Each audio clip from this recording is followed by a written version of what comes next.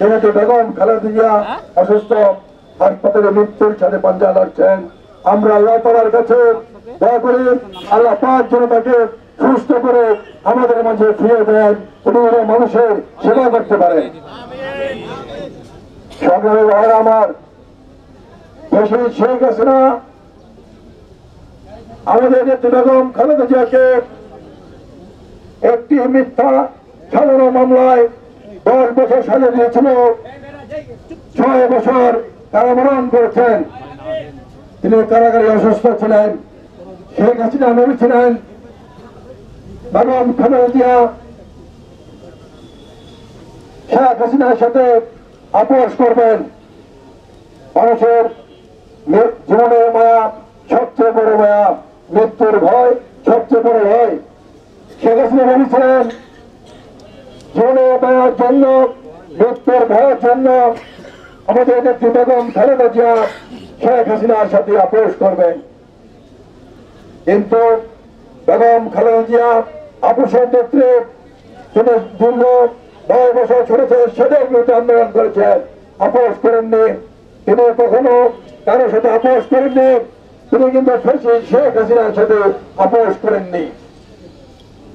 এই সরকার প্রধান পেয়েছিলেন মায়ের মৃত্যুর সম্ভাবনা থেকে বিএনপির ভারপ্রাপ্ত চেয়ারম্যান তারেক রহমান হয়তো শেখ হাসিনার সাথে আপোষ করবেন। কিন্তু আপোষের নেত্রী সন্তান আমাদের তারেক রহমান, তিনিও জানতেন তার মা অসুস্থ, আস্তে আস্তে মৃত্যুর করে চলে যাচ্ছে। তারপর কিন্তু তারেক রহমান এই দেশে শেখ হাসিনার সাথে কোন আপোষ করেননি।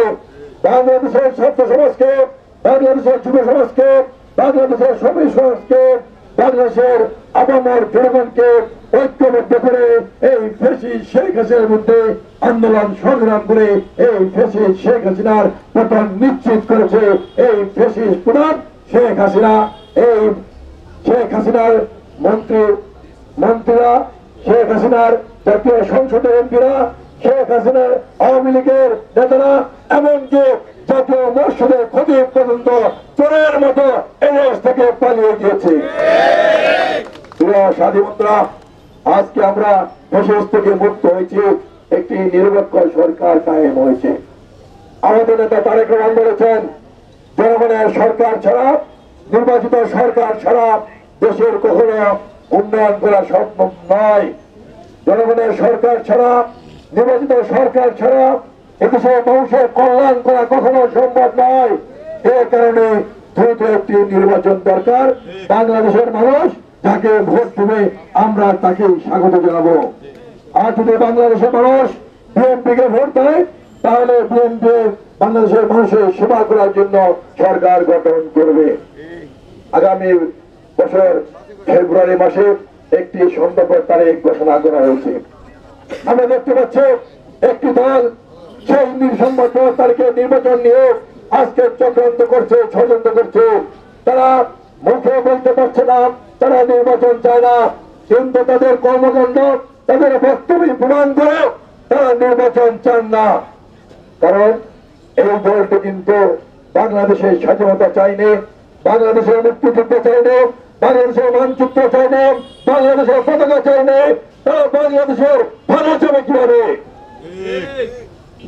কারণ এই দলটি প্রথম থেকেই বাংলাদেশের স্বাধীনতার সার্বভৌমত্বের বিরুদ্ধে, বাংলাদেশের জনগণের বিরুদ্ধে। আজকে তারা নতুন করে আজকে বাংলাদেশের এই সামনে যে নির্বাচন, সেই নির্বাচনের বিরুদ্ধে চক্রান্ত করছে, ষড়যন্ত্র করছে। তারা বলছে সংস্কার ছাড়া নির্বাচন করতে হবে না। আমরা বলতে চাই সংস্কার একটা চলমান প্রক্রিয়া, যতদিন পৃথিবী থাকবে, যতদিন দেশ থাকবে, সংস্কার চলতেই থাকবে। তাই সংস্কারের নাম বলে নির্বাচনকে পিছানো বা বন্ধ করার কোন সুযোগ নেই। বাংলাদেশের মানুষ যখন এটা গ্রহণ করে, তখন তারা আবার নতুন কথা বলা শুরু করলো। তারা বললো পিআর পদ্ধতি ছাড়া নির্বাচন করতে দেওয়া হবে না। আমরা বলতে চাই বাংলাদেশের মানুষ পিআর পদ্ধতি কি এটা চিনেই না, বোঝেই না। এক মুরব্বী সোশ্যাল মিডিয়ায় বলেছেন, আমি ভোট দেবো ট্রাম্পকে, আর এমপি হবে সুয়ালান, এটা হতে পারে না। এটাই হলো পিয়ার পদ্ধতি।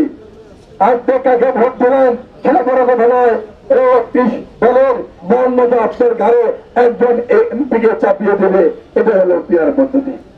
বাংলাদেশের মানুষ এটা যখন গ্রহণ করবে, আমার শুরু করলো তারা গণভোট দিতে হবে। এই রাজনৈতিক দলকে সবসময় মানুষের বিরুদ্ধে কথা বলেছে, সর্বোচ্চের বিরুদ্ধে কথা বলেছে, গণতন্ত্রের বিরুদ্ধে কথা বলেছে। পৃথিবীর কোন ইতিহাসে নেই সংসদে আলাপ ছাড়া কোন গণভোট হওয়ার ইতিহাস পৃথিবীতে নেই। যেগুলো শুনিয়ে সংসদে আলাপ হবে, সংসদে যুক্তি তর্ক হবে, সংসদ তখন গণভোটের জন্য পাঠাবে। এটাই পৃথিবীতে নিয়ম, এটাই আইন। কিন্তু তারা আইন মানে না, নিয়ম মানে না, তারা বললো গণভোট দিতে হবে। আমাদের পরিষ্কার কথা, যদি গণভোট দিতে হয় সর্বপ্রথম গণভোট দিতে হবে যে দলটি বাংলাদেশের স্বাধীনতা চাইলে, যে দলটি স্বাধীনতা যুদ্ধের সময় পাক হানাদার বাহিনীর ছেলে থেকে বাংলাদেশের লক্ষ লক্ষ ভাইদেরকে হত্যা করেছে, যে দলটি স্বাধীনতা যুদ্ধের সময় পাক হানাদার বাহিনীর সাথে বাংলাদেশের লক্ষ লক্ষ মা বোনের ইজ্জত নষ্ট করেছে, সেই দলটি বাংলাদেশের মানচিত্র চাইনি, যে দলটি বাংলাদেশের পতাকা চাইনি, সেই দলটি বাংলাদেশে রাজনীতি করতে পারবে কি পারবে না সে ব্যাপারে আগে গণভোট হবে।